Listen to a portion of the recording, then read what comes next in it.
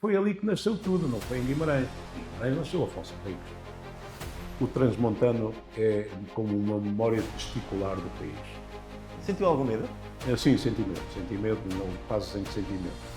Então, e o professor tem que o educar, tem que o ensinar, tem que fazer isso tudo. E se o não fizer no critério do pai, está sujeito ao pai ou a mãe chegar lá e dar-lhe umas lavadas. Sim. E acabou. Aí passei a ter uma existência de meia clandestinidade, digamos assim, os sítios onde dormia, os sítios onde os meios de transporte que usava, enfim, tudo isso.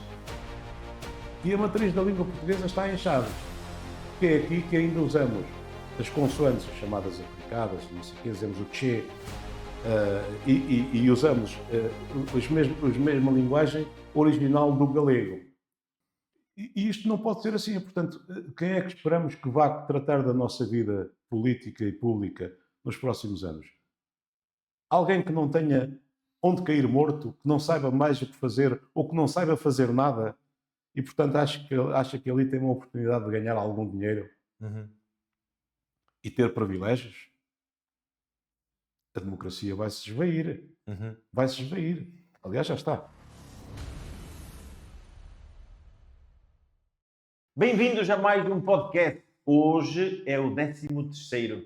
Isto começou um bocadinho pequenino, como todas as coisas, mas ele vai aumentando, vai evoluindo e vejam só as pessoas que nós temos trazido cá. Pessoas que fazem acontecer, pessoas que têm um percurso e deixaram um rastro tão bom, abriram-nos as portas, foram os primeiros impulsionadores a fazer notar o sítio e o pontinho da nossa cidade e do nosso território no país e levaram sempre consigo princípios, valores e, acima de tudo, uma mente muito aberta. Como é que vocês sabem que essas pessoas estão cá? É simples, eu já vos disse, ativem esse sininho que está em baixo de vocês e ele vai-vos dizer exatamente que vamos ter um convidado cá. E aí vocês ficam atentos e conseguem perceber em primeira mão quem são as pessoas que estão cá. Compartilhem também, porque ao compartilhar com outras pessoas é porque faz sentido. E nós estamos cá para que tudo faça sentido nas vossas vidas. E outra, compartilhar com quem, Pedro? Com os vossos amigos, com os vossos inimigos, com aqueles que não gostam de vocês, mas até precisam de ouvir. E é sempre enriquecedor abrirmos a nossa mente e termos abertura para ter novas ideias, novas capacidades, novas formas de pensar, novos métodos até. Vão ser muito úteis na vossa vida. Hoje, então, temos aqui um convidado especial que eu vou fazer a apresentação dele. Tenho aqui o professor Dr. Herculano Pombo comigo. Muito gosto em tê-lo cá. Gosto, Pedro. Eu queria começar por fazer aqui uma pequena introdução. Então, é assim. Há vozes que não ecoam apenas no Parlamento. Há ideias que não se perdem nos corredores das universidades. E há homens que, mesmo longe dos holofotes, continuam a construir o país. Com palavras, com princípios e com ação.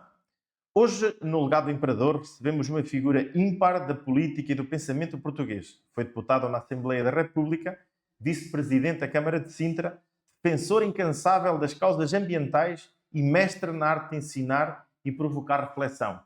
Professor Herculano Pombo é mais do que um nome da política, é um espírito livre, é um pensador crítico, um homem que dedicou a sua vida a transformar consciências. Nesta conversa vamos explorar o poder das ideias, os bastidores da política portuguesa e os desafios da educação, o futuro de um país que precisa de mais visão e menos vaidade. Preparem-se para um episódio profundo, direto e absolutamente necessário. Começa agora o Legado de Herculano Pombo. Muito obrigado pela sua presença cá. Obrigado, Pedro. Obrigado eu, porque é sempre um prazer conversar. Aliás, sabemos todos, o professor Roberto Carneiro, que foi Ministro da Educação, no tempo em que eu fui deputado, ele era Ministro do Governo do professor Cavaco Silva e eu estava na Assembleia, e é uma das pessoas por quem me apaixonei também, o professor Roberto Carneiro, está numa fase difícil da vida, razões de saúde, hoje, mas ele, entre outras coisas brilhantes, porque é um dos melhores técnicos de educação que o mundo já teve, digo o mundo todo, diz que a cultura, o que é a cultura? A cultura, enfim, normalmente é uma coisa que é uma seca. Temos que convir que a cultura, ou aquilo a que chamam cultura, é muitas vezes uma seca, mas não é.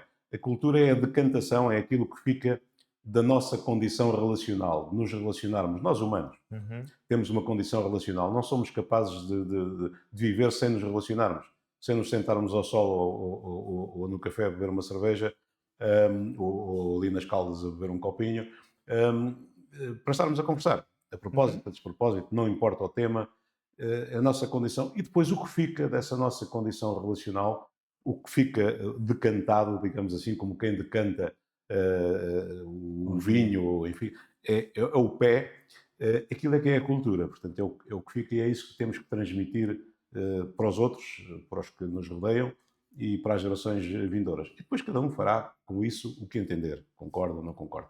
Mas e esta cidade de Chaves, que é uma cidade que de facto eu adoro. Eu digo que sou de Chaves e sou galego, mas enfim, não nasci cá, porque nós nascemos onde as coisas acontecem, portanto os partos podem acontecer. Enfim, no caso da minha querida mãe, aconteceu na terra dela, na casa dela, e portanto eu nasci na terra dos meus pais, portanto, só que muito novo, o meu pai, que trabalhava em máquinas de cerâmica, e portanto trabalhava com frequência em Chaves, nas cerâmicas de Chaves, hoje infelizmente, ou enfim, fruto da evolução tecnológica das coisas e de outros condicionantes, já não trabalham, mas o meu pai trabalhou nas cerâmicas todas, e houve uma certa altura em que o meu pai teve várias propostas para trabalhar residentemente em cerâmicas de todo o país. Eu lembro-me em Braga, no Prado, no Algarve, em Leiria, enfim, em Aveiro, por aí fora, e em Chaves. E quando o meu pai chega a casa, eu estava a estudar em Santarém na altura, e diz, vamos para Chaves. Disse para Chaves, mas eu não sabia sequer onde é que ficava. No mapa, portanto, eu sabia as linhas todas, toda a gente sabia, as linhas do comboio, as estações e apiadeiras, os rios e seus afluentes, as serras e as suas altitudes, quer fosse do continente, quer fosse das ilhas ou das colónias, que as havia, que tínhamos essas colónias no nosso chamado Império Português, mas não sabia onde era Chaves, não fazia ideia nenhuma. Sabia que o meu pai vinha cá, levava-me coisas daqui, normalmente com alguma evocação espanhola, e portanto para mim isso era uma coisa. E lá vim nas primeiras férias de Páscoa do ano de 69, lá venho eu com 13 anos, no comboio de Santarém a Chaves, num comboio a vapor, este último, que eu só tinha visto nos filmes do Oeste, claro, nunca tinha visto um comboio a vapor, porque no entroncamento os comboios, enfim, já os havia elétricos, mais sofisticado, pronto, eram umas coisas moderníssimas que já havia na altura. E lá vim, ao fim daquelas horas todas, sozinho, pois claro, o comboio vinha com outras pessoas, mas que eu não conhecia, e comecei a estranhar tudo isso. Ainda por cima nevou, eu nunca tinha visto neve. Nevou durante a viagem, portanto, eu nunca tinha visto neve. E quando chego a Chaves e os meus pais estão ali na estação a receber-me felizes, porque eu só ia à casa 3 em 3 meses, como andava num colégio interno, fiquei apaixonado logo à primeira vista por isto, coisas que eu nunca tinha visto. Um lameiro, não sabia que era um lameiro. As linguagens das pessoas era diferente da que nós usávamos no Ribatejo. Chamávamos nomes diferentes às coisas. E as pessoas aqui tinham uma maneira de falar completamente diferente. As pedras eram diferentes, porque a terra onde eu nasci é calcário, sobretudo calcário, e mármore. Aqui não, aqui era granito. Ora, tudo isto mudou, e em vez de eu ter um sentimento de rejeição ou de dificuldade, foi de paixão logo à primeira vista. E ao primeiro ouvido, porque a linguagem, a musicalidade, os ditongos, as asneiras. Na minha terra, quem dizia asneiras eram os bêbados, valha-me Deus. Aqui não. Aqui havia um nível de linguagem corrente que usava aquilo que nós chamávamos lá o calão ou as asneiras, que até era um pecado. Nós não podíamos dizer aquilo sob pena de nos termos que confessar para ir comungar no domingo. E, portanto, tudo isto enfim, fez a diferença. Mas isto para dizer o quê? Quando o meu pai disse que vinha para Chaves porque Chaves era um sítio bom para dar educação aos filhos, tinha liceu. Eu achei aquilo notável da parte do meu pai. Entre tantas terras que o país tinha e entre tantas oportunidades que ele tinha para trabalhar e até, em alguns casos, para ter participação nas sociedades que lhe propuseram, ele escolheu vir trabalhar por conta de outrem, para aqui, porque esta cidade tinha potencial de educação para os filhos, para mim e para a minha irmã. Achei isto notável da parte do meu pai, que tinha Claro, sim, sim. muito mais coisas notáveis, também como homem simples que era, mas era um homem notabilíssimo, aquilo que na altura chamávamos a tolerância, era um homem com uma capacidade de aceitar e de valorizar a diversidade, a diferença dos outros, tudo isso, e de ser muito tolerante. E, portanto, o meu pai deixou-me esses valores. E o vir para Chaves marcou-me, desde logo, como um sinal de que esta cidade tinha potencial. Se o meu pai o dizia, é porque tinha. E cá vim. Enfim, tenho andado sempre a ir e a vir como um peregrino, mas estou sempre longe da minha terra, que é aqui. Ok. A decisão do seu pai fez com que se apaixonasse pela educação, porque o critério de avaliação dele foi existir um liceu para que pudesse dar condições aos filhos. Isso despertou alguma coisa em si? Provavelmente não, porque também aqui é curioso, parece haver aqui um paradoxo, porque eu no colégio interno onde andava, que era um seminário católico, portanto andei lá 5 anos, portanto eu tinha a intenção em criança de vir a ser padre, não como alguns colegas queriam ser bispos, mas eu era mais modesto, só queria ser padre, mas fiz lá, portanto, o antigo 5º ano, andei lá 5 anos, portanto, que hoje corresponde ao 9º ano, e fazíamos, entre outras coisas, testes psicotécnicos, e tive lá uma educação fabulosa, ou seja, aquela casa, embora internato, embora de padres, tinha uma abertura à sociedade fantástica. Nós tínhamos professoras, mulheres, do exterior. Ok. Sei lá, lembro-me, por exemplo, da esposa do presidente da Escola Agrícola de Santarém, enfim, da pessoa responsável da Escola Agrícola. Lembro-me da professora de inglês ou da professora de português. Tínhamos uma professora que era freira, mas as outras não, eram mulheres casadas, com filhos, que iam lá dar aulas. E tínhamos professores do exterior. E, portanto, e tínhamos uma forma de educação que era completamente diferente, até nos horários. Por exemplo, à quinta-feira ninguém tinha aulas. Tínhamos aulas ao sábado de manhã. Okay. E víamos televisão só ao sábado à noite e ao domingo à tarde. Víamos o Fugitivo, e víamos assim, e víamos os concertos do Leonardo Bernstein, enfim, e começava a haver a telescola também, e via lá a telescola, enfim, não frequentei a telescola lá, mas já havia. Mas isto para dizer que à quinta-feira tínhamos aquilo que se chama hoje, há algum tempo, as atividades extracurriculares. Ou seja, nós íamos para as quintas de Santarém, fazer acampamentos, ou fazer jogos de pista, ou fazer de campo, enfim, fazer nadar nos tanques ou nas piscinas que alguns tinham, as pessoas das quintas, e portanto jogávamos futebol, tínhamos a educação física ao mais alto nível, com tudo o que eram aparelhos, com tudo o que eram bons ginásios, modalidades de futebol, handebol, patins, eu sei lá.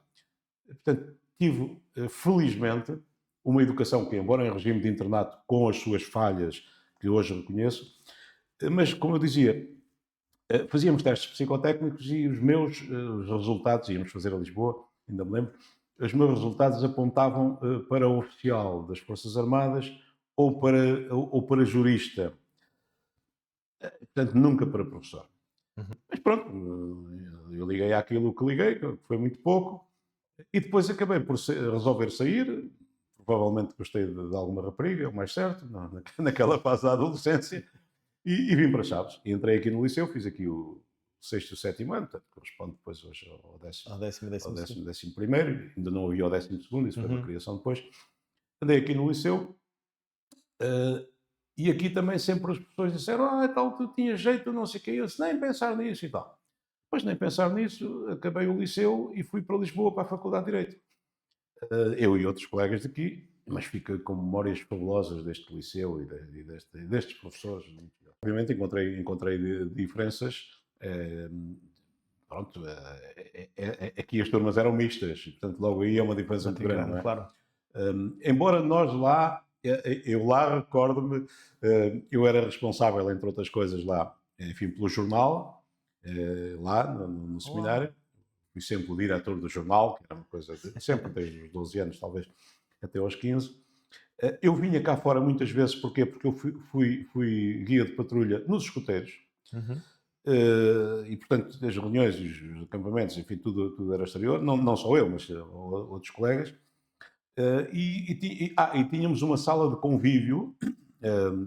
Tínhamos, cada ano tinha a sua, mas de que eu era o responsável, para além de ser o responsável também do laboratório de Física, Química e de Ciências Naturais, o Uhum. que me causou alguns dissabores. Mas, enfim, são histórias interessantes. O laboratório causou-me alguns dissabores, nomeadamente, posso contar a este propósito, é uma história que tem a sua graça. Nós, Claro que obviamente, sim. dormíamos nas camaratas, as camaratas tinham cerca de 20, 24 camas, Chamas- portanto, Uhum. do mesmo ano todos, e quando se aproximavam os exames, tínhamos a possibilidade de nos deitarmos um pouco mais tarde e ficarmos na sala de estudo a estudar. Uhum. Mas, enfim, nem todos ficavam, pronto. E eu era dos que não ficava. Não ficava. E então vinha-me deitar à hora normal, que era às 9h30 da noite, durante a semana. Ao sábado um pouco mais tarde, para vermos televisão. E havia um que era um bocado cábula, o Policarpo, a quem chamávamos o girafa, porque era enorme, era alto, já era muito alto, e que ficava a estudar. Epá, e a malta disse: este tipo fica a estudar, nunca lhe apetece estudar e agora fica lá a estudar, deve estar a armar aos padres para mostrar que tal serviço e tal. Então o que é que combinaram lá uns lafraus ainda piores do que eu? Quando o Policarpo se viesse deitar na camarata, que já estava apenas com a luz de presença acesa, que já Uhum. estávamos todos na cama, supostamente a dormir, a cama dele já devia estar ocupada. Com o quê? Com o esqueleto do laboratório de ciências, que estava à minha guarda, um esqueleto em tamanho natural. Disse: tens que emprestar o esqueleto. Não posso emprestar, vou ser castigado e tal. Não, tens que emprestar o esqueleto. E emprestei o esqueleto. O esqueleto lá veio, deitava-me na cama do Policarpo. O Policarpo, quando chega às 10 ou às 10h30, já não sei, Já sabia. abre a cama para se deitar sem fazer barulho e desata aos gritos. O padre dormia no quarto ao lado, vem ver o que era, acende-se as luzes e tal, estava lá o esqueleto. É claro que não perguntou a ninguém quem é que tinha sido, porque o esqueleto Era evidente que estava à era do minha guarda, não é? responsável, claro. Pronto, lá sofri um castigo, provavelmente já não me lembro muito bem, mas devo ter andado a limpar as casas de banho durante 2 semanas, coisas deste tipo. Mas, portanto, houve assim, claro, várias histórias interessantes, mas entre outras coisas, também organizámos alguns bailaricos, já tínhamos 15 anos, não é? Uhum. Na sala de convívio, com música dos Archies. Tínhamos música, já começava a haver Beatles, já, enfim, e já, portanto, já havia música que. Claro, isto era tudo clandestino, mas o que era facto é que não seria assim tão clandestino, porque era lá dentro e toda a Claro, gente claro, e sabia. ficava ali. Toda a gente sabia. Estava controlado o ambiente. Portanto, era, mas portanto, isto para dizer que era um regime de internato, mas não era assim tão violento como outros que nós sabíamos existirem, porque quando nos encontrávamos entre seminários, os colegas contavam Contavam, e sim, eram sim. coisas terríficas, de facto, em alguns casos. Ali não era. E, portanto, quando vim para Chaves para o Liceu, obviamente mudou muito, o ensino público, turmas mistas, novos colegas, novos Uhum. convívios, novos professores, e fiquei a adorar também isto. Tive professores fabulosos de quem ainda hoje tenho grandes memórias, sei lá, a doutora Marília, o doutor Carvalho, já faleceu, alemão, o padre Delmino, latim, que também Uhum. já faleceu, enfim, pronto, uma série de professores que tive e de quem gostei muito e de quem guardo gratas memórias.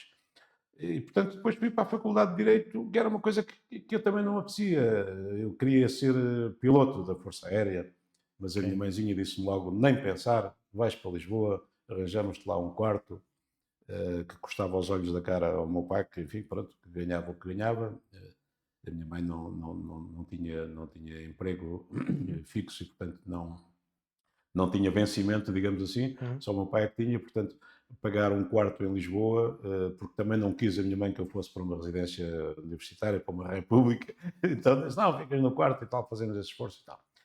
Mas pronto, eu lá andei, mas também numa fase muito difícil, estamos a falar do ano 72, 73, o fim Já do cheirava alguma regime, coisa? já tínhamos polícia na escola, na Faculdade de Direito, em Uhum. permanência, os gorilas, que nos chamávamos, e tínhamos cargas policiais, enfim, com muita frequência na cidade universitária.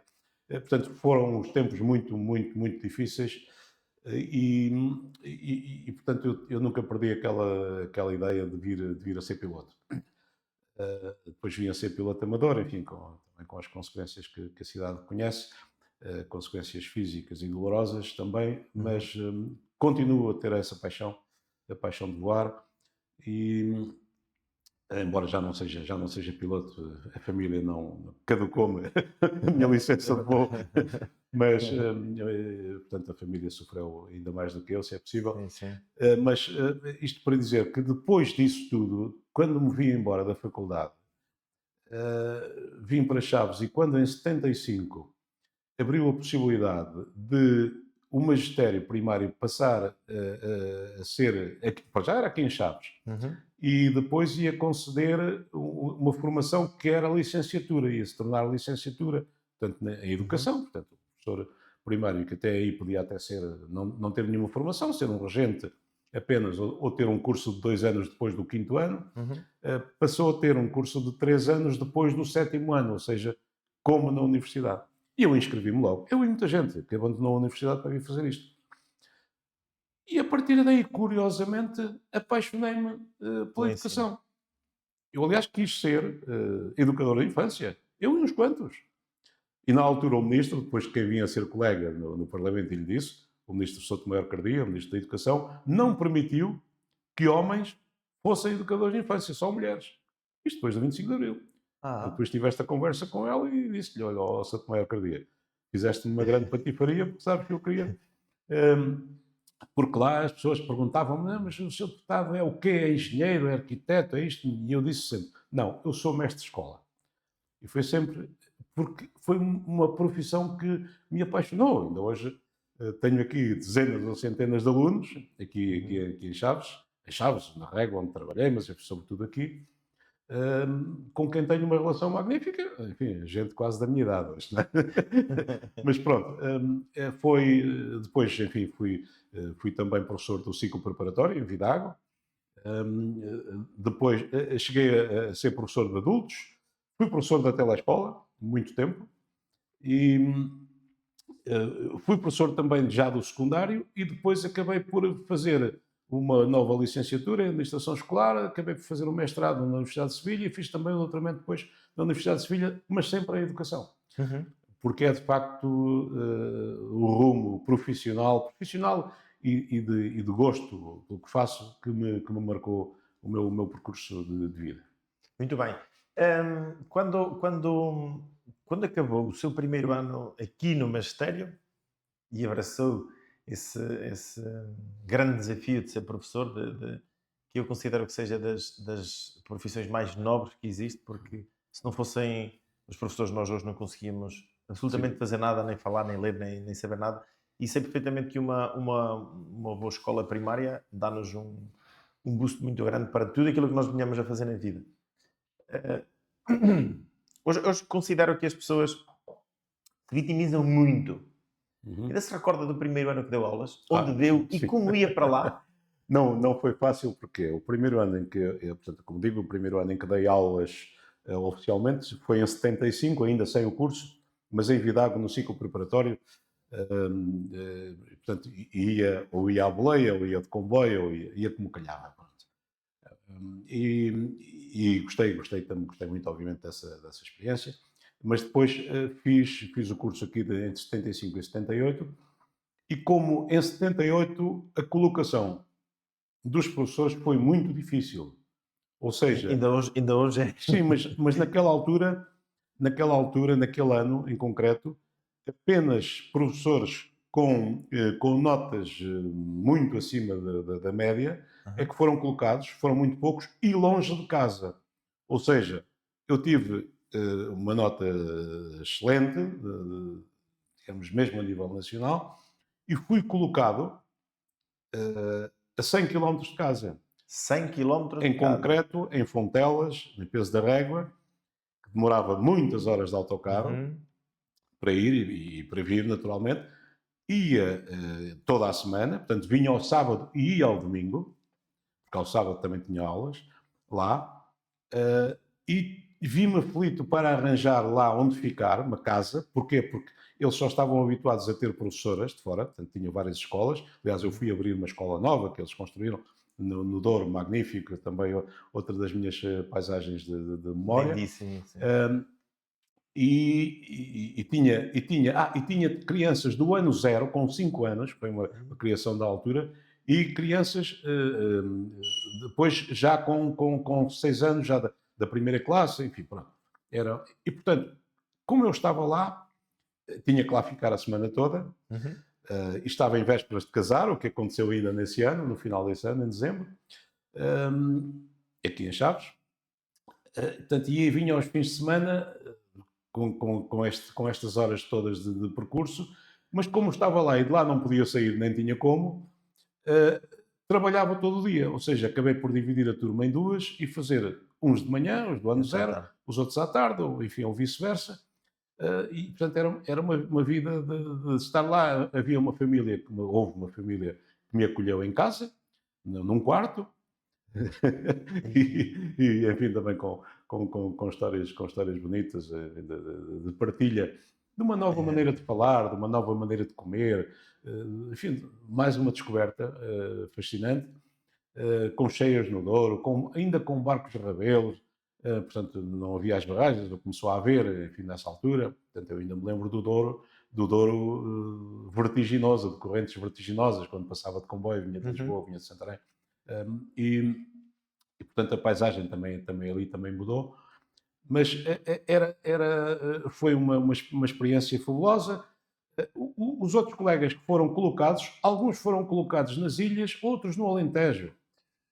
Tinham, sei lá, um valor a menos do que eu na classificação, mas tinham elevadas notas também.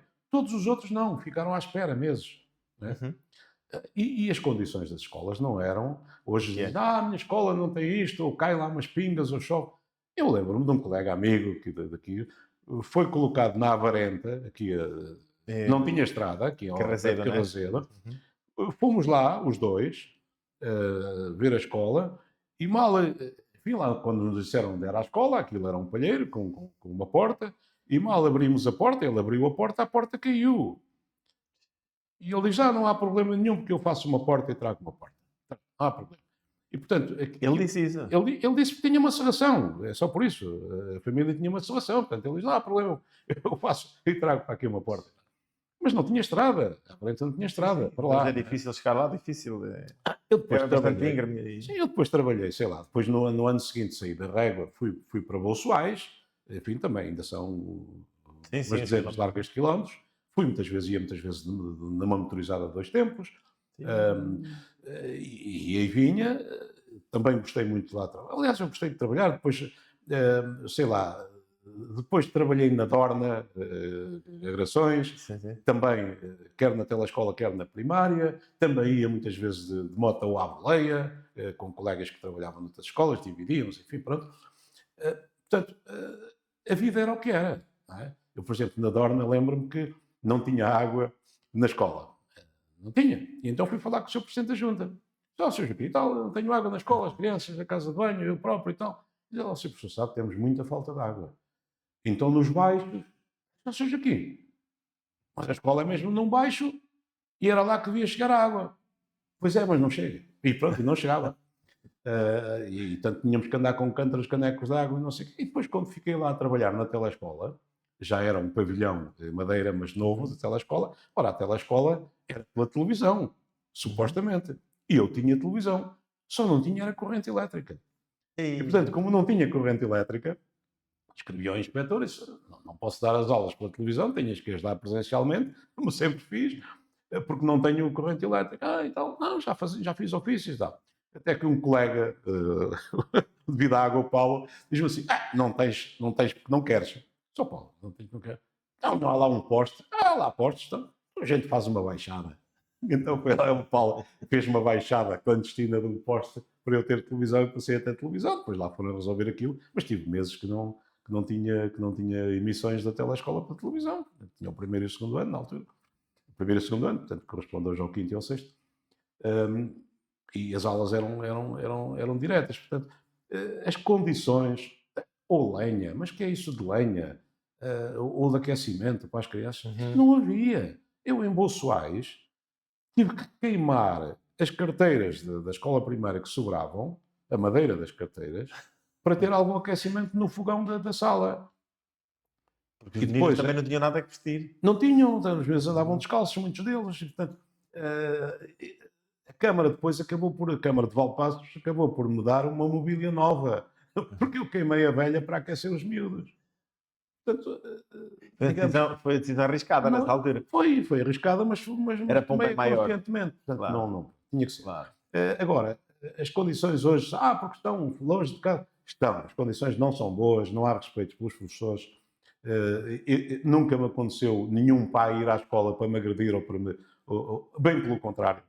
Os pais. Antigamente eram considerados, não era? Era uma figura que eles sabiam que era das mais importantes. Era o padre e era o professor. Isso. Eu ia aos casamentos da aldeia, convidavam-me para os casamentos das pessoas lá. Fazia um gosto em ter a vossa presença lá. Claro. E, portanto, era uma presença conceituada e que dava prestígio à aldeia quando o professor, enfim, interagia. Portanto, já havia professores que não deviam ser professores. Mas a maioria dos meus colegas eram professores de excelência nas aldeias. Com menos formação do que têm hoje. Eu reconheço que hoje a formação dos professores é muito melhor, é muito maior, tem muito mais equipamentos, muito mais visão das coisas e das necessidades. Mas o mundo também é mais complexo. O mundo é mais complexo e, portanto, na altura era tudo um pouco mais simples e mais linear. O que é que se perdeu nesse tempo em termos de posicionamento e de credibilidade, digamos assim? A sociedade foi evoluindo muito. É preciso vermos que as escolas, aquilo que hoje dizem, mas hoje os professores são colocados, não têm habilitação.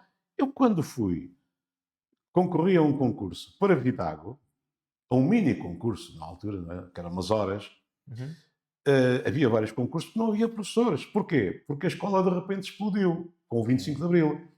Portanto, ia à escola quem? Iam os privilegiados, mesmo que não fossem ricos, que era o meu caso, que não era rico, estava longe de ser, e as famílias não. Mas iam à escola básica. As famílias quase todas. Muitos abandonavam, o abandono era terrível. Eles também faziam mais falta em casa a ajudar do que propriamente a estudar. Mas quando toda a gente passou a ter que ir fazer o ciclo preparatório, portanto, não havia professores que chegassem. Não havia de um momento para o outro. Portanto, foi preciso abrir a mini concursos e empregar gente que concorresse e tivesse o mínimo de condições. O vencimento era bom, na altura, portanto, um professor ganhava na altura o que ganhava um oficial, um alferes, passava a ganhar mais ou menos o mesmo. E eu aproveitei, com tanta sorte, ou tanta inspiração, que fui falar com o meu querido professor Mendonça. Ok. Nosso professor de Educação Física, preparador físico do desportivo, um homem notabilíssimo aqui da cidade de Chaves. Fez muito, sim. Oriundo do Oriente, de Goa. Um homem notabilíssimo. E eu fui falar com ele e disse ao professor Mendonça, mas apanhei agora a dar aulas. Rapaz, não te preocupes. Eu faço-te a programação das aulas e tu chegas lá só tens que executar. Isto é notável. E, portanto, ele fazia uma programação diária das aulas, o professor Mendonça. Durante um ano fez-me aquilo. Eu chegava lá e executava o plano seguindo o que estava estabelecido nos objetivos da educação física, que já começava a ser uma disciplina normal, com classificação, enfim, com as outras, não é? E aquilo passou a ser para mim também um desafio, uma aprendizagem de como os mais velhos podem ajudar os mais novos, desde que tenham vontade e tenham capacidade, e era o caso dele. Tinha toda a vontade do mundo e capacidade. Eu depois colaborei com ele aqui em várias iniciativas, sei lá, num torneio internacional de voleibol que fizemos aqui, que ele organizou, em que eu participei, sei lá, pronto. Tinha uma no atletismo também teve uma marca muito forte. Depois veio o ciclismo, enfim, pronto, muita coisa mas foi ele que me deu a mão e que me ajudou, porque entretanto eu fiquei lá esse ano e depois é que entrei para o magistério, né, no final do ano de 75. Já, portanto, no ano letivo 75, 76. Então, 25 de Abril já o viveu cá? Sim, o 25 de Abril eu vivi aqui em Chaves. Eu estava em casa, lembro-me do dia, eu estava em casa a dar explicações. Eu dava explicações em casa, a malta que queria acabar o 5º ano e alguns queriam acabar o 7º. E que me pagavam para eu os ajudar a explicações. alguns dos quais hoje são aí técnicos de referência em várias áreas. Alguns são engenheiros, outros são bancários, enfim, pronto, não interessa, malta a quem eu dei as explicações e que me chega à casa, a casa dos meus pais, ali na estrada do Tiro Seco, e diz assim, tratávamos por tu, claro, eu tinha 18, 19 anos e eles tinham um pouco menos, e disse, pá, hoje não temos explicação. Então não temos explicação porquê? Isto era de manhã cedo, eram 9 horas, não é? Não tem explicação, estava uma revolução em Lisboa, portanto hoje não há temos que ir ver o que é. E eu disse, o que é que se passa? Então, bem, lá fomos ouvir o que era possível ouvir e então lá viemos todos para a cidade começar logo as celebrações antes que, antes que a coisa acabasse. Mas não acabou, continuou, foi excelente. E, portanto, esses dias seguintes foram de grande participação cívica aqui também em Chaves. Muito bem. Depois de passado esse percurso de ter ajudado aí tanta gente a ler, a aprender, como é que como é que se dá a sua transição para a Assembleia da República? Sim, isso foi, isso foi uma situação em que eu aqui em Chaves fui candidato e fui eleito para a Assembleia Municipal. Uhum. No tempo em que a Câmara era de maioria PPD, na altura era PPD, do engenheiro Branco Teixeira. Foi durante muitos anos, enfim, pronto. E eu fui na altura, eleito pela APU, ou CDU, enfim, pronto. Sim. Depois as siglas mudaram, mas penso que era a APU ainda. E portanto, eu fiz parte aqui da Assembleia Municipal. Uhum. E alguém me disse, lembro-me, alguém, uma pessoa até com quem estive nestes dias, que já não via há muitos anos, que era da Assembleia Municipal do lado do PPD, minha colega professora, mais velha, e que me disse, rapaz, tu tens jeito para isto, tu davas era um bom deputado na Assembleia da República. Disse-me ela. E eu agradeci o reconhecimento, ainda por cima de uma adversária política, e eu disse, não, e tal, está fora de causa, não tenho essa ambição, não. Eu nem sabia que era possível. Estava aqui em Chaves, daqui de Chaves não. Sim, estava focado naquilo Portanto, que teria que fazer. Mas, entretanto, eu desenvolvia aqui também uma atividade intensa com um grupo que criei, ambientalista, na altura. Ok. Não havia essas coisas, mas nós, sobretudo porquê? Por causa do rio. O rio estava a ser vítima de uma extração desenfreada de areias, mas era mesmo desenfreada, não era a extração normal de areias, não eram dragagens, eram extrações desenfreadas.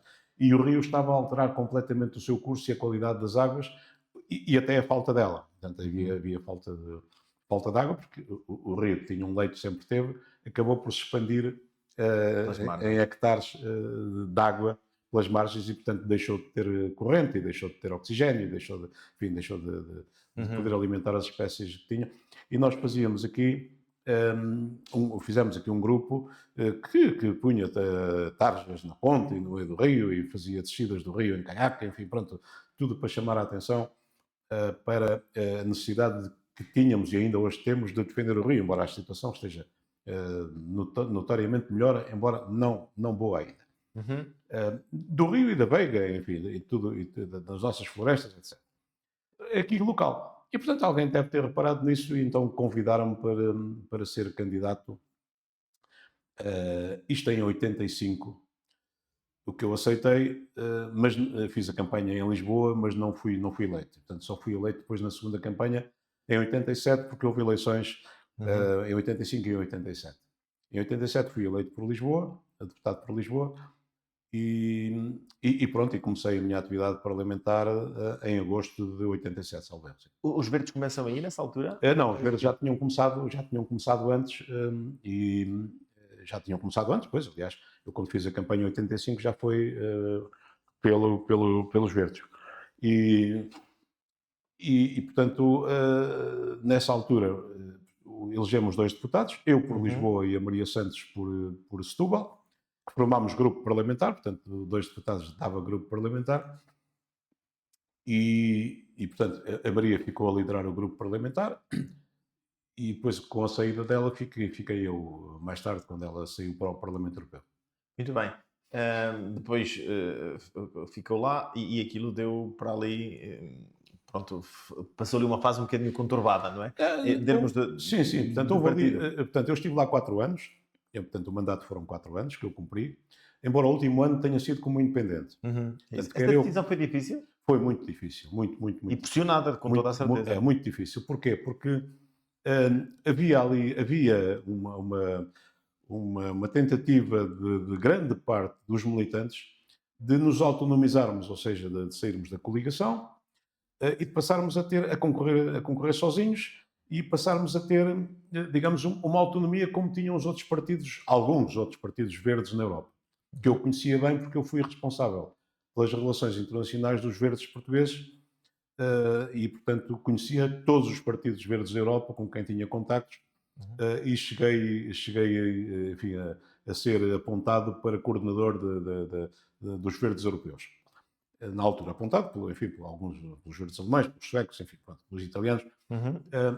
Mas depois, com a vinda, portanto, com a saída, portanto, passámos os 2 deputados a independentes, foi um processo dificílimo, pronto, até do ponto de vista enfim, anímico, conceptual. Sim. A família estava Escreveu, comigo, que se mandei a disse, família para Chaves, a mulher e os filhos, passei a estar lá sozinho. Sentiu algum medo? Sim, senti medo, houve fases em que senti medo, porque nem toda a gente reagiu bem, embora muita gente, meus colegas e amigos, tenha mantido a amizade e o respeito mútuo de outros partidos, nomeadamente do Partido Comunista. Sim. Alguns não. Houve reações terríveis de traição. De traição. Me considerarem traidor e, portanto, não foi nada fácil, bem pelo contrário. E passei a ter uma existência de meia clandestinidade, digamos assim, os sítios onde dormia, os sítios onde os meios de transporte que usava, enfim, tudo isso. Até que a coisa estabilizou, até que pronto, eu voltei a falar com as pessoas, aliás, falei sempre, mas voltámos a acertar agulhas. Depois, entretanto, meteu-se o movimento dos renovadores no Partido Comunista e, curiosamente, alguns daqueles renovadores tinham sido os mais críticos em relação à minha atitude e, de repente, estavam a ser mais renovadores do que eu. E, assim, pronto. Mas, portanto, o mundo mudou, muda sempre, dá voltas todos os dias, como sabemos. E, portanto, não foi fácil, mas foi uma atitude que me prezo de ter tomado e de que me orgulho, digamos assim, na medida em que segui as minhas convicções. Sim. Nesse tempo conseguiu defender, conseguiu deixar lá bem vincada alguma ideia que ainda hoje consigamos usufruir dela? Sim, portanto, sobre enfim, temos sempre medalhas, não é? Temos sempre medalhas. Também temos algumas que não, enfim, não serão tão notáveis, ou não serão causadoras de tanto orgulho. Faz parte. Houve intervenções minhas em que cheguei lá acima ao púlpito e disse agora o que é que eu digo? Fiquei ali, tive brancas, como se diz, não é? Tive outras que foram reconhecidas como intervenções marcantes e interessantes, tipo sim senhor, mas recordo, por exemplo, projetos e iniciativas legislativas que apresentei e que foram aprovadas, aliás, naquele mandato de maioria absoluta do professor Cavaco Silva, a oposição nunca aprovou nada, a não ser eu, porque tinha contactos e amizade com a malta da JSD, dos meus colegas, lá com o Carlos Coelho, com o Fernando Pereira, com o Miguel Macedo, o meu querido amigo falecido recentemente, que foi aquele ministro depois do PSD injustiçado, que depois a justiça veio fazer justiça, mas já tardiamente, depois do que ele sofreu e das acusações injustíssimas que sofreu. Mas pronto, portanto havia ali uma relação e eu dizia, vocês têm que votar e tal. Bem, então o que é que eu fiz aprovar, ou consegui fazer aprovar, obviamente com os votos, a lei de proteção do lobo ibérico e a legalização do naturismo. Foram dois projetos que hoje são lei em Portugal, portanto, hoje há praias de naturismo que eu apresentei e elaborei o projeto, e hoje o lobo ibérico é protegido, embora devesse ser mais e com outros cuidados, mas isso é outra questão.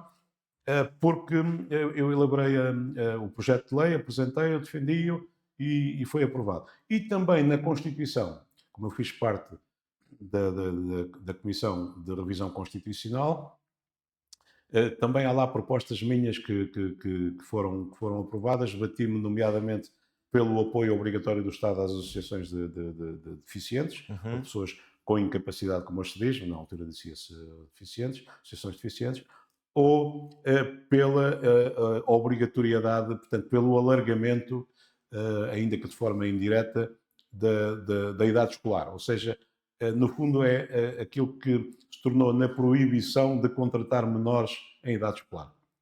Uhum. Isto porquê? Porque no meu tempo, nos flagelos que o país tinha, no meu tempo de deputado, era a exploração desenfreada do trabalho infantil. As crianças saíam da escola ou já não iam à escola e Pois ajudar. levavam sapatos para casa para cozer.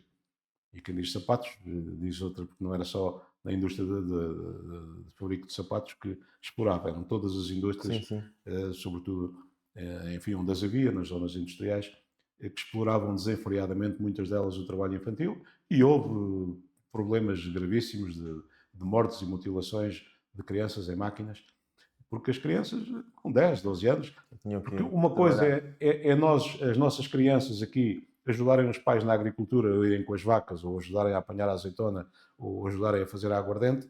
Essa é uma coisa, e é natural, e é bem que assim seja. E outra coisa é a exploração industrial ou Uhum. comercial do trabalho infantil, e isso ainda hoje não está completamente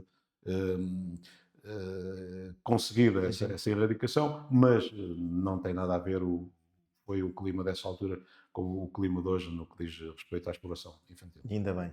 Eh, Sente que se perdeu alguma ética dentro da Ah, política? completamente. Eu recordo, portanto, na altura em que eu estive lá, o Parlamento era muito maior. Uhum. Tinha muito mais deputados e, portanto, também tinha deputados a mais considerar. Eu tinha, fruto da, enfim, tinha um grupo parlamentar, era o mais pequeno, a seguir era o CDS, que era o partido do táxi, os meus queridos amigos, os quatro, porque como eram quatro, a malta Dava chamava-lhe táxi. o partido do táxi. Mas eu tinha um partido que só tinha chefes, não tinha índios, como eu gostava de dizer também. Disse, epá, portanto, éramos dois, ali no deputados, só tínhamos chefes, não tínhamos índios. É porque tinha a militância era reduzida, éramos poucos militantes, enfim, éramos algumas centenas no país, mas enfim, Sim, sim. era uma militância obviamente reduzida. E naquela altura eu fiquei absolutamente fascinado, fascinado mesmo, eh, por 20, 25 deputados, homens e mulheres, de todos os partidos, pela sua capacidade de entrega, capacidade de intervenção, a capacidade de tratarem, de elaborarem os relatórios nas comissões em que eu participava em Uhum. muitas, como éramos só dois, E estávamos, aqui no todas. tinha, fiz parte da Comissão de Defesa, da Revisão Constitucional, de acompanhamento da situação de Timor-Leste, Já. Uhum. eu sei lá, do acompanhamento dos incêndios florestais, uma série de comissões de direitos, liberdades e garantias. Fiz parte depois do Conselho de Administração da Assembleia da República também, enfim, representado do partido, naturalmente.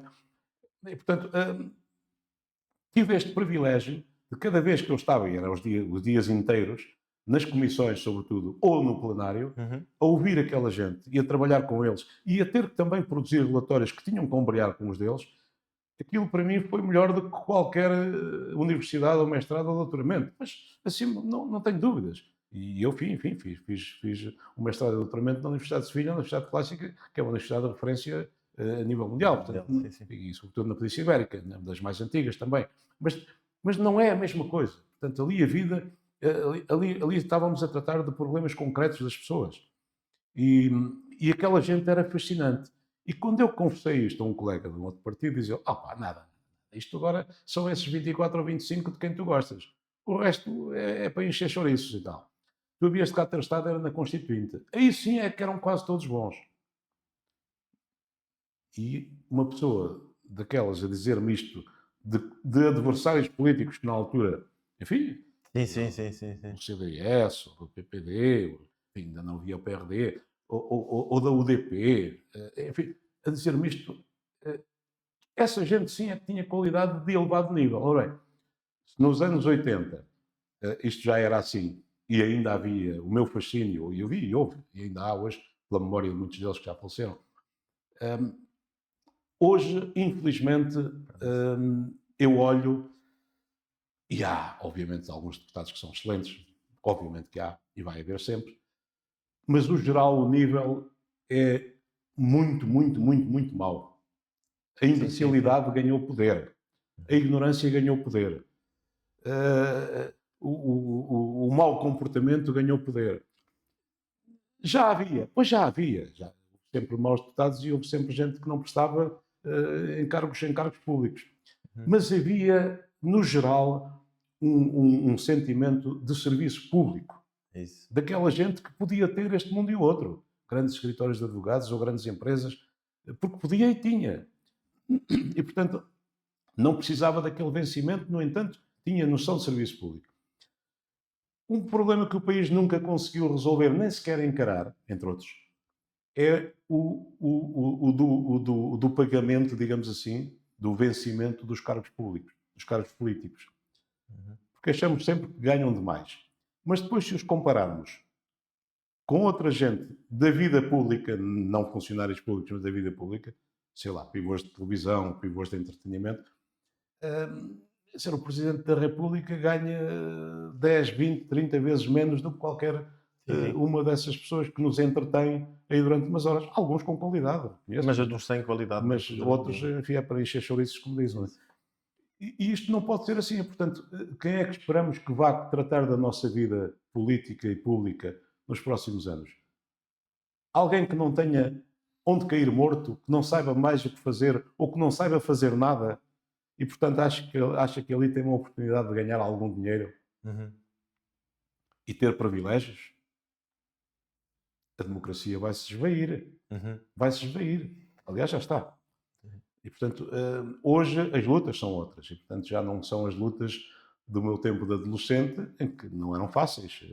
Eram violentas, tinham tiros e tinham mortes. Sim. Eu fui a funerais de colegas que morreram e passei muita noite a dormir no Cais das Colunas para não ir dormir a casa, para não me ir buscar à cama.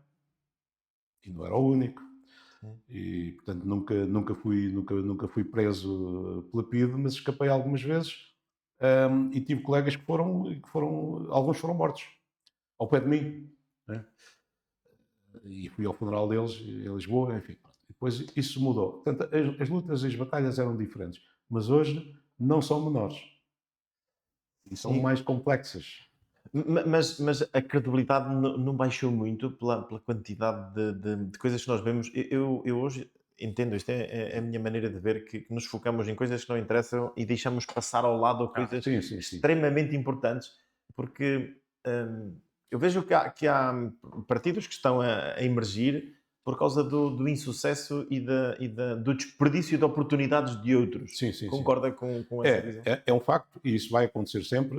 As democracias são assim, são dinâmicas, mas as democracias todas, a nossa também, sempre com uns anos de atraso em relação aos fenómenos que acontecem no exterior, mas hoje já menos. Enfim, os fenómenos hoje já são mais contemporâneos uns dos outros, o mesmo fenómeno. Mas hoje há um calendário e uma dinâmica mediática. Já há muito tempo, mas hoje é exacerbada. E, portanto, trabalha-se muito isso. Os média, e não os mídia, porque o mídia é uma maneira inglesa de falar latim, e, portanto, não é bem, não é bonito. Mas pronto, os média, que é plural de média, os meios, digamos, de comunicação, é que marcam a agenda de todos nós, com fake news ou não. Até pode ser com factos, mas muitas vezes marcam a nossa agenda com factos que só vão ocorrer amanhã e são noticiados hoje. Portanto, a agenda política tem que ver com a agenda de venda de publicidade e de venda de share dos grandes média. Não tem que ver com as necessidades da população ou com a capacidade de resposta dos governos ou das administrações locais aos problemas das pessoas. Isso é cada vez menos. Porque o que é importante a um político é aparecer na hora certa, é aparecer à hora certa, onde? Na televisão, à hora nobre, como é óbvio, não é? Como é importante para um tipo que vende rolhas, ou que vende sapatos, ou que vende automóveis elétricos. A importância é a mesma. E a hora é a mesma e o sítio é o mesmo. E, portanto, as pessoas já não sabem muito bem. E depois, para além disto, vivemos um tempo, que ainda bem que o vivemos, que é este, é a evolução do mundo, em que há os influencers. Mas este tipo é influencer porque está-me a influenciar porquê? Sempre houve influências, os usos de moda. A moda é um sistema de influências. O que é a moda? É o amarelo este ano e para o ano é o roxo, mas porquê? Não é? Porque alguém achou que devia ser e começou a fabricar nesse sentido. Mas hoje os influencers, aquilo que chamam influencers, são influencers de quê? De tudo e de mais alguma coisa. Desde culinária até a maneira de falar, ou a maneira de não falar, ou a maneira de dormir, ou a drogas novas, enfim, pronto, é o que for. E, portanto, isso dificulta muito a nossa capacidade de análise dos fenómenos, daquilo que é a verdade, daquilo que é a ciência, daquilo que são os valores sociais, os valores políticos, os valores religiosos. Tudo isso está muito baralhado e, portanto, a pessoa normal, que somos nós, não é capaz a todo o momento de destrinçar aquilo que deve ser destrinçado e de escolher um caminho. E então os mais novos, que têm menos defesas e têm menos rotinas e têm menos, são menos velhos, porque o diabo sabe muito porque é velho, não é por ser diabo, é porque é velho. O próprio, aquilo que chamamos os idosos, por exemplo. Hoje vivemos esse fenómeno. As pessoas hoje são postas em armazéns onde fazem duas coisas. Ou fazem inutilidades e são infantilizadas, ou esperam sentadas que a morte as venha buscar e às vezes a morte não vem. Até a morte se esqueceu delas. E pagam rios de dinheiro para isso, muitas vezes em situações ilegais. Sim. E abjetas. A sociedade ainda não consegue reconhecer o património valiosíssimo que os idosos têm, que representam e que podem partilhar. Há sociedades primitivas, a que nós chamamos primitivas, onde isto está estabelecido e não falha. Velho, lá, é respeitado. Uhum. Porquê? Porque é velho, porque tem sabedoria acumulada e pode transmiti-la. Aqui não. Velho, se tiver sorte, vai para o lar. Né? Sim, sim. Se a família não puder, fica no hospital. Mas já está curado, já tem volta. Está bem, mas tem que dormir, tem que comer. Onde é que vai? Né? Esqueci-me lá dele. Né? Uhum. Conforme muitos pais ainda se esquecem dos filhos na escola, porque estávamos há pouco a falar da educação. Quando foi que veio o sistema de educação, de avaliação dos professores, houve muitos colegas que se revoltaram. Mas que é isto? Agora toda a gente vai avaliar. E eu disse, não, é bom. É bom que os professores sejam avaliados.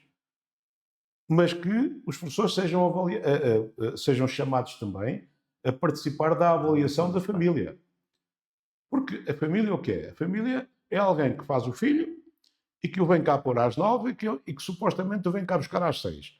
Chega cá e diz, sei lá, meu amigo, o senhor está aqui, sou eu que pago o seu vencimento, que eu pago impostos, portanto, eduque-me, este filho e ensino-me, faz favor que eu venho cá buscar às 6. Às vezes esquece de vir buscar, mas não é pronto. Então, e o professor tem que o educar, tem que o ensinar, tem que fazer isso tudo. E se o não fizer no critério do pai, está sujeito ao pai ou à mãe chegar lá e dar-lhe umas lambadas. Sim. E acabou. Isto é frequente.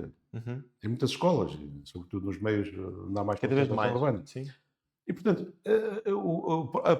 o próprio respeito que deveria haver pelo professor e pelo estatuto social e necessário, fundamental do professor, está muito diluído, muito desbatido, para não dizer muito desconsiderado. Uhum. E, portanto, hoje ser professor é um gajo que não sabe fazer mais nada. Portanto, né? E não, o professor hoje tem muito mais formação do que tinha quando eu fiz a formação, mas muito mais, não tem comparação nenhuma. E, portanto, o potencial da educação ou da formação é muito maior, tem muito mais meios, muito mais oportunidades.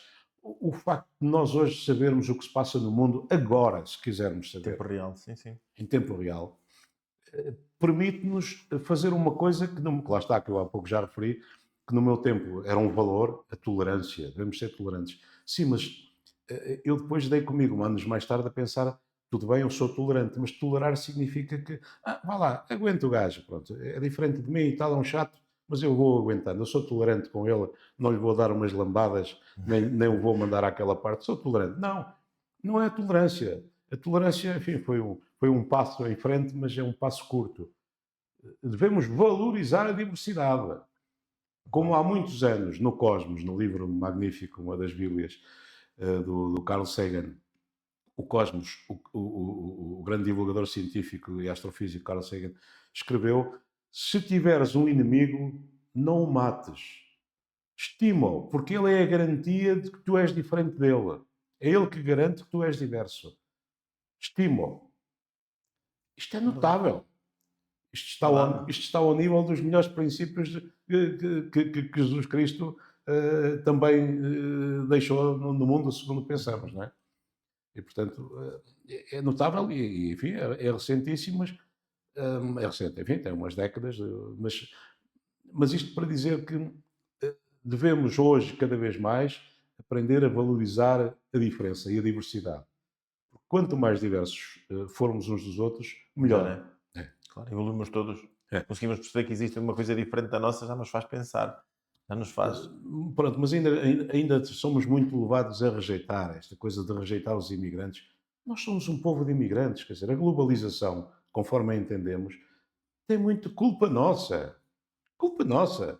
Eu bem sei que provavelmente os vikingos já tinham chegado ao Labrador antes do nosso Labrador ou do Rodrigues Cabrilho daqui de Montalegre, ou do Cristóvão Colombo, que não sabemos se era italiano, se era espanhol ou se era da Cuba, do Alentejo. Enfim, são coisas divertidas de estudar e lá chegaremos um dia. Mas já os vikingos lá tinham ido muitos anos antes. Não é? Ou quando o Álvares Cabral chegou ao Brasil, em 1500, já todos sabiam que outros lá tinham estado. E eles também sabiam, por isso eles que foram lá fazer foi afirmar terra, afirmar soberania. Portanto, não foram descobrir o Brasil. Isso. Não foi o achamento, não, o primeiro achamento do Brasil, não foi. Mas não é isso que está. Mas, quer dizer, Portugal, epá, com 1 milhão de habitantes na altura, 1,5 milhão, meia dúzia de gatos pingados, deu início ao movimento de globalização, para o bem e para o mal, porque colónias, sim, claro. escravatura, mas também troca de produtos e descoberta e valorização das diferenças. Não é? E não só, outros povos o fizeram, os chineses fizeram para o outro lado, os polinésios fizeram da América do Sul para a Polinésia. Portanto, não fomos os únicos, conforme aprendemos, que fomos os maiores e os únicos. Não é verdade. Mas tivemos a nossa cota parte relevantíssima no mundo de culpa ou de valor. Tivemos e temos. Mas ainda hoje consideramos que imigrantes, que coisa de... Nós temos um passado de imigração e tantas famílias e tantas... Sempre. Então quem é que foi para o Brasil, ou quem é que foi para a Venezuela, ou quem é que foi para os Estados Unidos, ou para o Canadá, ou para a Suíça, ou para a Bélgica, ou para o Luxemburgo, ou para a França, ou para as Minas das Astúrias? Quem é que foi? Não fomos nós? Ou não foram os galegos, os nossos irmãos galegos, que vieram fazer as vinhas do Douro? Quem é que fez as vinhas do Douro? Foram os portugueses? Onde é que isso havia? Estavam imigrados. Portanto, foram os galegos que vieram fazer ali, pedra a pedra, as vinhas dos portugueses, dos nossos irmãos galegos, dos galegos de baixo. Portanto, a imigração é isto. É o mundo a girar e à procura de melhores condições. Às vezes não é de melhores, é de condições de sobrevivência, muitas vezes. Sim. Mas... Agora é um problema que temos que enfrentar com regras, como é óbvio. Isso o mesmo, mundo tem que ter regras. A parte principal até é essa, porque nada temos contra a imigração e fazem falta. Claro.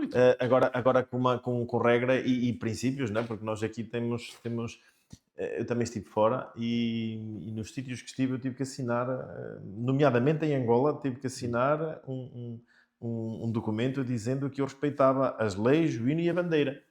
E teve que o fazer até ao fim, claro. Mais nada. E tinha que ser assim, e concordo plenamente, porque eu é que tinha que aceitar a regra do jogo onde eu ia jogar. Sim. E aqui faria... mas nós às vezes não sabemos, mas tem havido deportações de Portugal. Ou seja, Portugal tem deportado imigrantes indesejados. Porque não queríamos, ou depois tudo aquilo. Não é só nos Estados Unidos que há aquela coisa, mas enfim, pronto, é outro nível, ou melhor, até é muito abaixo de nível, mas esse é outro caso. Mas isso acontece um pouco em todos os países. Agora, tem que haver regras. É como há outros problemas que nós ainda nunca encarámos de frente. Por exemplo, a comunidade cigana.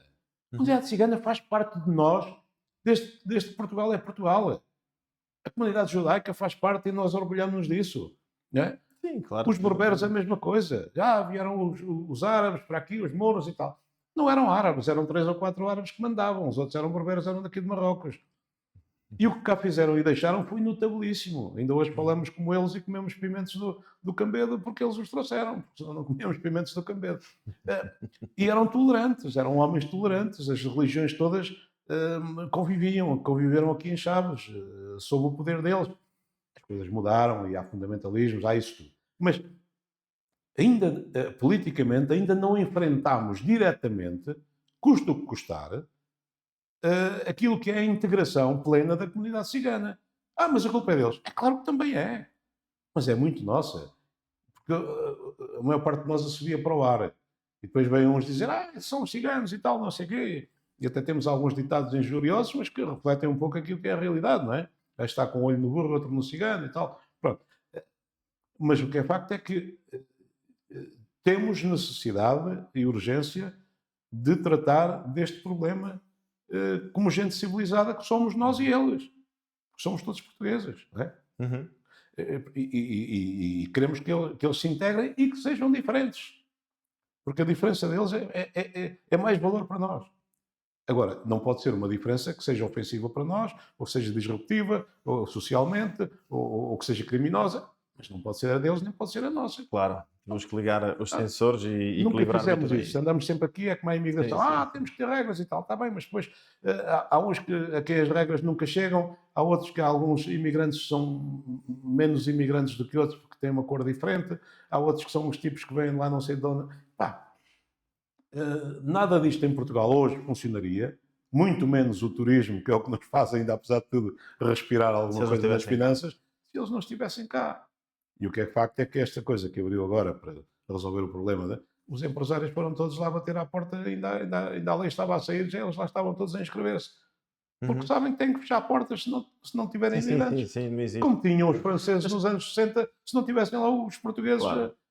a fazer as casas, não é? Claro que sim. Ou a viver nos bidonville, como viveram. Então, e fomos nós, portugueses, as nossas famílias, ou não foram?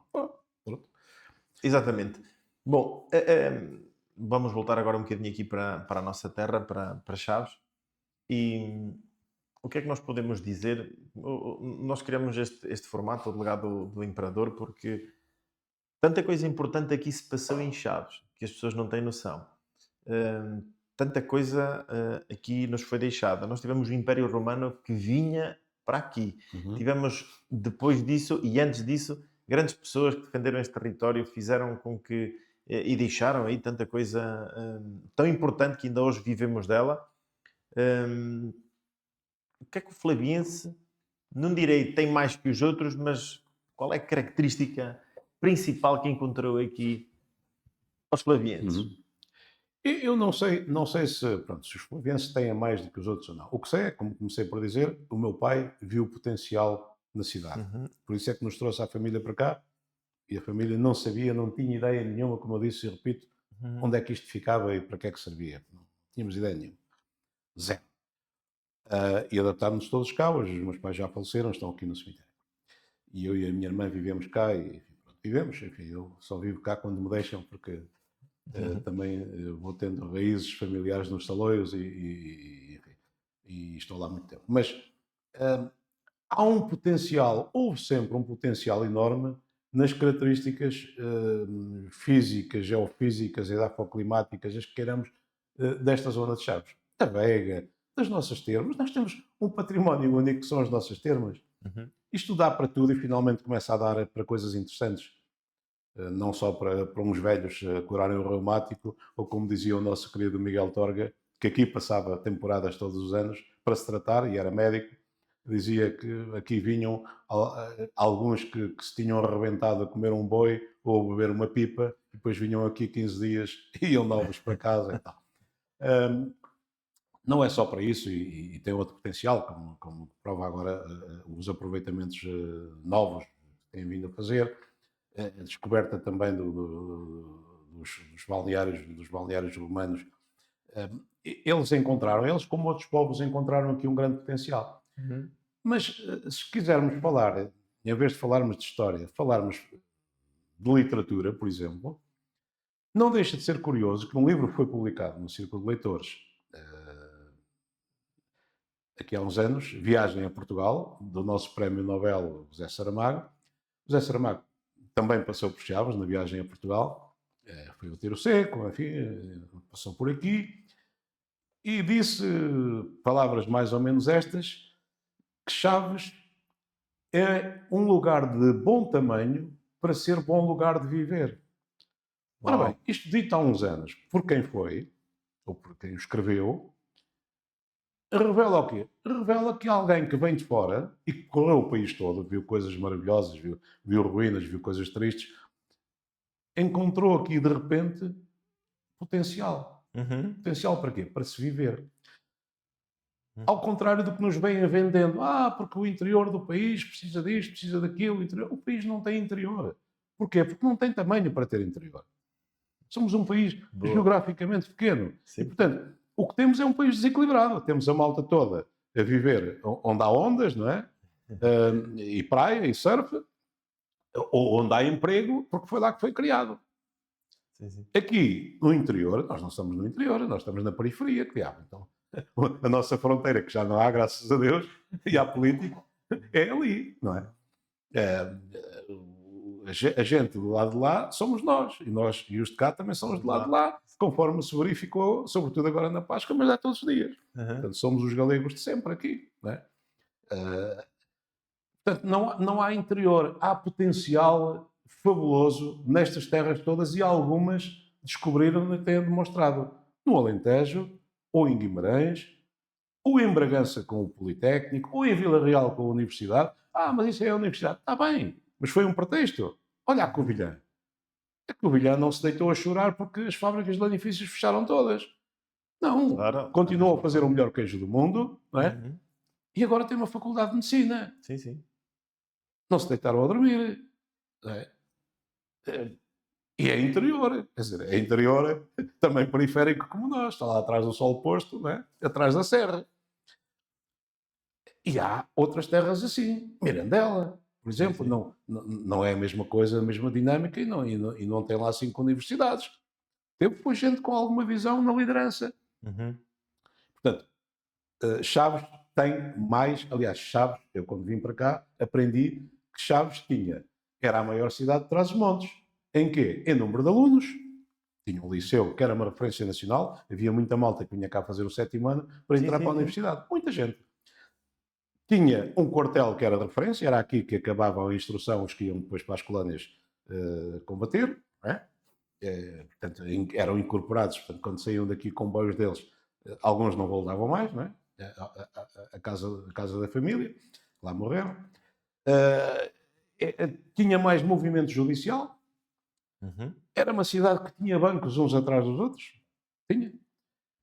Mas vivia do contrabando e a economia era do contrabando. Está bem. Foi uma fase e foi grande. E as pessoas souberam aproveitar. E acabou. Então ficámos todos tristes e miseráveis? Não. Continuamos a ter um potencial elevadíssimo. Aproveitámos? Ainda não.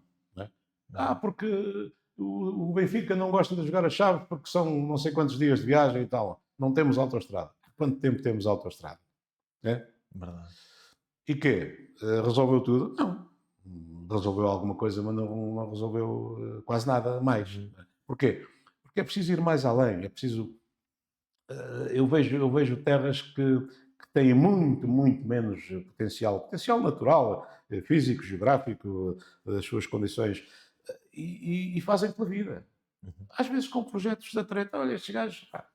Mas não, aqui temos que fazer pela vida porque temos, de facto, Cidade de Chaves tem um potencial enorme, enorme. Eu estou convencido, mas estou mesmo, de que há algumas cidades, localidades nossas, que por causa das alterações climáticas, que é uma coisa que sempre houve e vai haver, mas que agora estamos a viver as nossas, nós, agora as alterações climáticas... Não, sempre houve. Sempre houve. A peste negra teve a ver com as alterações climáticas no século XIII, XIV, não, quer dizer, sempre houve, pronto. Sempre houve e vai haver, e muito antes até do homem existir, houve alterações climáticas brutais e extinções em massa. Portanto, não venham dizer que nunca existiu. Temos responsabilidade, temos. Porquê? Por ignorância, por ganância, temos, sim senhor, e continuamos a ter. Mas não somos os responsáveis pelas alterações climáticas e ainda bem, porque senão já, não é? Provavelmente já não havia, já tínhamos avariado o sistema, não é? Mas pronto, mas temos que nos adaptar, porque quem sobrevive às alterações climáticas, quer seja a formiga, o inseto, a borboleta, o macaco ou as pessoas, são os que se adaptam em tempo. Não são os que combatem as alterações climáticas. Isso, além de caro, é estúpido. Verdade. Além de caro, é estúpido. Portanto, adaptar-nos, sim, mas adaptar-nos como? Há sítios onde temos casas e monumentos e já não podemos ter. Então vamos tirá-los? Mas se calhar não vale a pena tirá-los, porque o mar vai levá-los. Quando? Daqui a 100 anos, daqui a 200, daqui a 5, não sabemos. Sabemos é que os próximos que fizermos, as casas para as pessoas e os monumentos, o que é relevante, tem que ser longe dali, mais acima, um bocadinho, e, portanto, pensar nisso. E os arquitetos sabem isto melhor do que ninguém. Claro, na Os engenheiros organização do também. território e Pronto. tal. Sim. Portanto, e há países que já estão a fazer isso. Há muita coisa que temos que mudar para nos adaptar. E o certo, ou o que nos parece certo, é que vamos ter mais fenómenos meteorológicos mais frequentes e mais drásticos.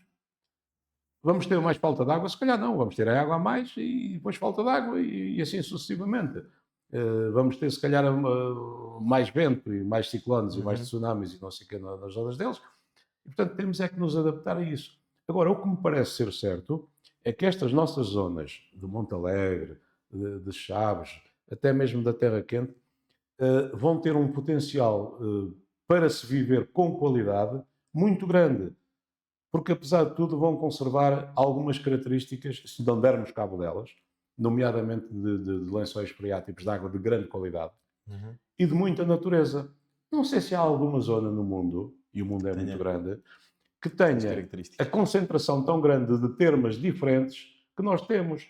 Cabreiro-á, Ourense, Alhariz, Sousas, Vilarelho, Segirei, Vila Frade, Chaves, Vidago, Carvalheiros, Sabroso, Campilho, Oura, Pedras Salgadas, não sei lá. Verdade. Estávamos aqui e é tudo junto. Sim, sim. É tudo aqui, num raio pequenino em relação ao... E então, isto não é um potencial enormíssimo? É. Para quê? Para muito que já sabemos e muito que ainda não sabemos. Podemos depois vir a aproveitar. Até para a água de consumo, até para a água potável de qualidade, temos aí freáticos para isso. Se não dermos cabo deles. Claro. Não vamos com a ganância do lítio, com essas coisas, porque pronto, também temos a obrigação de explorar os recursos, como sempre fizemos, mas sem dar cabo do resto. Portanto, há aqui em Chaves um grande potencial.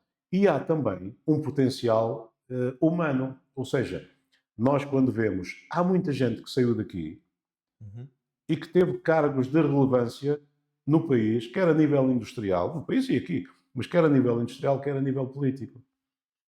Então, e porquê é que não se desenvolveu mais isto? Não sei. Há aqui um fenómeno de não retorno, ou seja, os imigrantes ainda vão retornando, ainda vão investindo aqui, ou ainda vão gastando dinheiro aqui nas maisons, mas depois não as habitam e, portanto, há aqui, não sei, há aqui um fenómeno que eu, enfim, não consigo compreender tudo, como ninguém, mas há aqui um fenómeno que nos devia levar a mudar a estratégia, a arranjar uma alternativa para que... valorização. Então nós não temos músicos notáveis. Posso falar do Zé Firmino, posso falar do Zé Lobo, posso falar de muitos, não é? Ou posso falar dos que hoje fazem aqui educação musical de grandíssima qualidade, aqui às nossas juventude, que fazem. Algumas bandas que temos notáveis aqui. Então não temos artistas plásticos de grande qualidade? Temos, então não temos porquê. Temos que falar do Nadir, nós temos mais. Então não temos médicos de grande qualidade? Temos e tivemos e vamos continuar. Temos, sim senhora, gente que está na gestão e no topo da investigação. Temos, sim senhora. Políticos? Temos, claro que temos. Tivemos um Presidente da República, tivemos um Primeiro-Ministro, António Granjo, que ainda nunca valorizámos, nem nunca respeitámos como devia. Mas temos mais. E então, o que é que acontece? Quer dizer, industriais que tiveram e têm o seu valor, banqueiros. Sim. Temos Sotomayor, ou sei lá, gente daqui. Então, e porquê é que isso não teve um retorno maior, evidente, no desenvolvimento e no crescimento da nossa produtividade, enfim, que é o que dá sustento às casas e às pessoas e às famílias? Não sei, é um fenómeno que temos que continuar a pensar. Agora, que o potencial está cá, está. Eu estou convencido, de que isto vai ser um bom lugar de viver por oposição a outros que vão deixar de ser, têm sido, mas vão deixar de ser, porque, e não é o abandono das nossas aldeias, porque as nossas aldeias estão a ser abandonadas, despovoadas, digamos assim, e ainda agora vamos publicar aí com o Altino, com o Miguel e com a Sílvia, mais um livro sobre as aldeias de Chaves, são 100 e poucas aldeias, referências fotográficas e com algumas considerações escritas, em que também participei com muito gosto, e vai sair um dia destes. E muito daquilo são ruínas. É a nossa memória que está arruinada. Porquê? Porque não tem pessoas. E não tem pessoas porquê? Porque elas saíram e não voltaram. Os filhos não voltaram. E não voltaram porquê? Porque não têm oportunidades aqui. E porquê? Porque não lhes criámos. Portanto, isto é um círculo vicioso que não sai disto. Mas o potencial está cá. Portanto, eu estou absolutamente convencido, e todos sabemos que há aí aldeias que foram compradas, há estrangeiros que só querem viver nas aldeias, há nómadas digitais que é ali que estão bem. Isto é um fenómeno novo, chamemos-lhe assim, que pode não dar em nada, mas pelo menos é um sinal. Sim, sim. É um sinal de que temos aqui um potencial. E como eu há pouco referi ao Pedro, lembro-me do professor Irmão Saraiva, num daqueles programas de televisão, dizer que o transmontano é como uma memória testicular do país. Uau! É aqui que estão os genes verdadeiros do nosso início e da nossa história enquanto portugueses, que depois recebemos, obviamente, outras influências e ainda bem que assim aconteceu, nomeadamente os povos do Sul, enfim, e com eles nos cruzámos e miscionizámos, e assim é que está bem. E é essa a nossa população de hoje. Mas a nossa matriz, quer das pessoas, genética original, quer da língua, está aqui. E a matriz da língua portuguesa está em Chaves. A matriz da língua portuguesa? A matriz da língua portuguesa está em Chaves. Porque é aqui que ainda usamos as consoantes, as chamadas africadas, não sei o quê, usamos o tchê, e usamos a mesma linguagem original do galego, que sempre se falou assim. Pois nós pertencemos à Galécia, não era no início? Claro! Mas a Galécia não acabava aqui. O Porto Escala, o Porto da Galécia, era do Porto. Do Porto. Sim, sim. Era foi ali que nasceu tudo, não foi em Guimarães. Em Guimarães nasceu Afonso Henriques. Ninguém lhe tira. Pronto. Mas a mãe do Afonso Henriques era galega. Não tinha que ser. Porque ela juntou-se com um galego. Juntou-se com um galego. Então não éramos todos galegos naquela altura. Tirando o pai do Afonso Henriques, que era francês. Pronto, também era imigrante. E, portanto, a história está toda mal contada. A história que nos contam é uma treta. Uma treta porque, muitas vezes, eu digo, a história é uma ciência que tem horror aos factos. A história que nos contam, não é? Com todo o respeito pelos académicos da história, mas tem horror aos factos. Nós temos um potencial aqui até de investigação. Tivemos aqui investigadores locais notáveis. Carvalho Martins, um Montalvão Machado, um José Guilherme Calvão Borges, foi o único dos investigadores até agora que disse alguma coisa séria, acertada, consistente e documentada sobre o Camões, o Luís Vaz.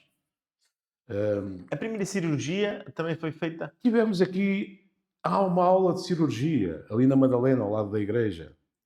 Uma academia, uma aula de cirurgia. Era ali que se ensinava os cirurgiões em Portugal. Foi ali. Tivemos em Chaves o primeiro livro em português impresso em Portugal. Impresso. A primeira imprensa que imprimiu um livro português foi aqui em Chaves.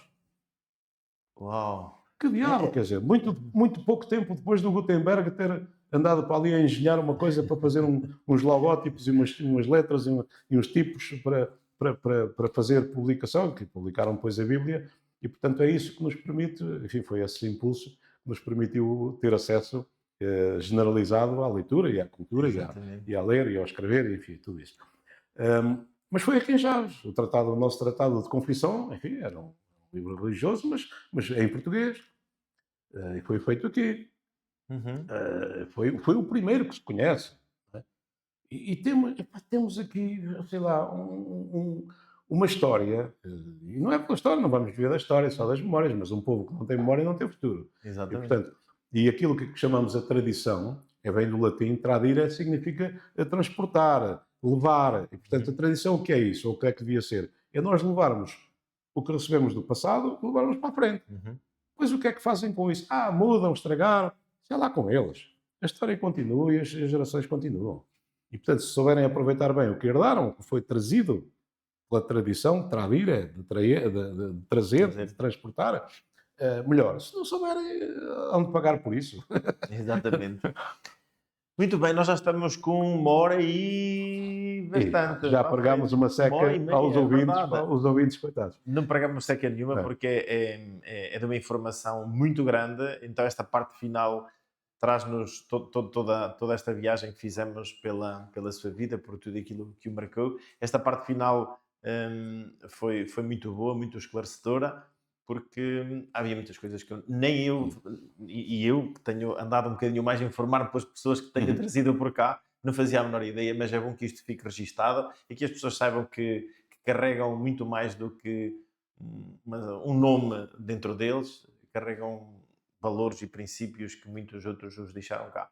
E assim chegamos ao fim de mais um Legado do Imperador. Hoje tivemos aqui um convidado que fez uma viagem da sua vida, mostrou-nos os bastidores do ensino, da política e de tudo aquilo que existe e que conhece sobre a nossa cidade. Vamos ter mais, vamos ter noutro formato que estamos a idealizar, vamos ter mais sobre isto, sobre as nossas cidades, sobre as nossas gentes e vamos falar um bocadinho mais de história, mais lá para a frente. Por isso fiquem atentos, ativem, compartilhem e esta semana ainda temos mais um. Fiquem atentos. Um magnífico dia.